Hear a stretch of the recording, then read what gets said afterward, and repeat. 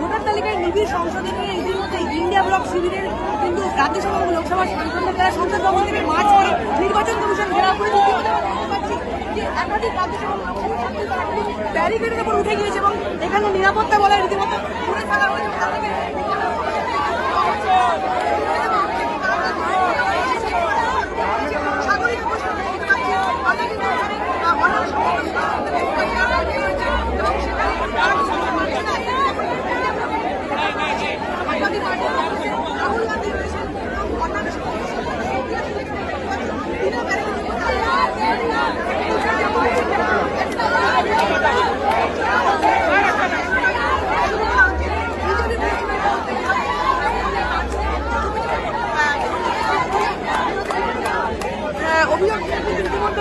তারা কিন্তু চালিয়ে যাচ্ছে কিভাবে তারা কমিশন অব্দি পৌঁছে দেবেন। ইতিমধ্যেই রয়েছেন আমাদের সঙ্গে রাজ্যসভার সাংসদ ঋতব্রত বন্দ্যোপাধ্যায়, লোকসভা সাংসদ মালা রায় এবং শর্মিলা ঠাকুরা।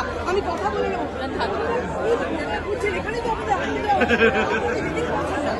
আসলে যেটা হয়েছে যে পার্লামেন্টের ভেতরে যেমন সরকার পক্ষ এই এসআইআর নিয়ে কোনো ধরনের আলোচনা করতে চায়নি, এসআইআর এর নামে যে জেনুইন ভোটদাতা তাদের নাম একদিকে বাদ দেওয়া আর অন্যদিকে ব্যাকডোরে এনআরসি করা। অভিষেক বন্দ্যোপাধ্যায় আমাদের লোকসভার দলনেতা এবং সর্বভারতীয় সাধারণ সম্পাদক, তিনি যে কথা বলেছেন সাইলেন্ট ইনভিজিবল রিগিং, এটা বেসিক্যালি তাই।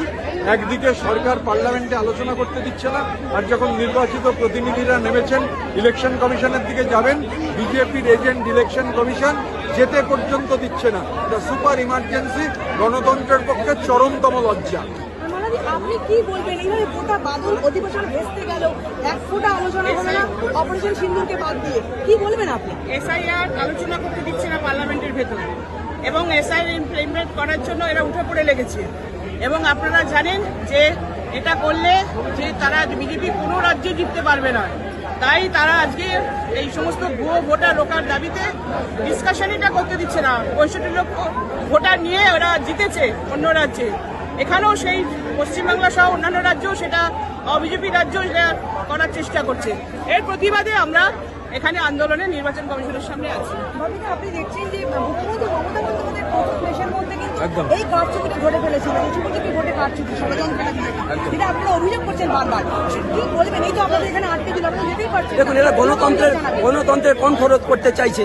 আজকের প্রায় 200-র অধিক সাংসদ এরা রাস্তায় নেমেছে। ইসিআইয়ের সাথে কথা বলতে চাই আমরা যে আজকের যে ভোটার লিস্টে ভোট করে নরেন্দ্র মোদী প্রধানমন্ত্রী হয়েছে, যে ভোটার লিস্টে ভোট করে অমিত শাহ স্বরাষ্ট্রমন্ত্রী হয়েছে, যে ভোটার লিস্টে ভোট করে এনডিএ সরকার তৈরি করেছে, আজকে সেই ভোটার লিস্টে এক বছর অতিক্রান্ত হয়নি, সেখানে বলছে এই ভোটার লিস্ট অবৈধ, এসআইআর করতে হবে। যদি ভোটার লিস্ট অবৈধ হয় তাহলে এই সরকারটা অবৈধ। এই সরকারটার অবিলম্বে আমরা পদত্যাগ চাইছি। নরেন্দ্র মোদী পদত্যাগ করুক, অমিত শাহ পদত্যাগ করুক, এবং যে ইসিআই একেবারে বিজেপির অঙ্গুলি হেলনে চলছে, নরেন্দ্র মোদী অঙ্গুলি হেলনে চলছে, সেই ইসিআই এর পদত্যাগ চাই আমরা। ইসিআই অবিলম্বে পদত্যাগ করুন।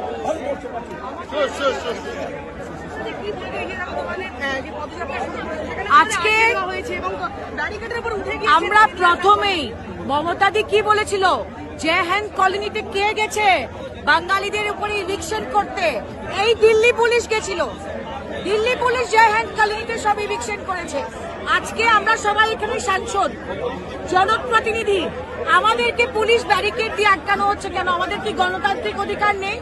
এই সিইসি কে, চিফ ইলেকশন কমিশনারকে তৃণমূল কংগ্রেসের দিক থেকে এই দাবিটা আমরা জানাচ্ছি যে আপনি পদত্যাগ করেন। যদি ভোটার রোলে আপত্তি ছিল তো 2024-এর ইলেকশন কেন করবেন? এই গভর্নমেন্টও ডিসলভ করা হোক, এটাই তৃণমূল কংগ্রেসের দাবি। আমরা শুনলাম তৃণমূল কংগ্রেসের লোকসভা এবং রাজ্যসভা সরকার তারা কিন্তু সোচ্চার হয়েছে এবং তাদের একটাই দাবি যে নির্বাচন কমিশন পদত্যাগ করুক, অর্থাৎ গলি গলি মে চোর হ্যায়, নরেন্দ্র মোদী চোর হ্যায়, এই স্লোগান তারা কিন্তু মাটিতে বসে নির্বাচন কমিশনে বাধা দেওয়া হয়, তারা কিন্তু সেখানে অবস্থানে বসে পড়বে, সেই ওদের কিন্তু তারা অবস্থানে বসে পড়বে।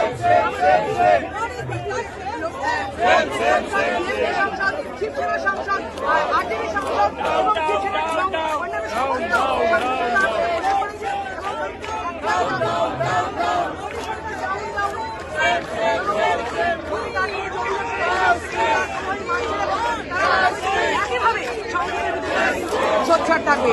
সুদেষ্ণা ঘোষাল, দিল্লি।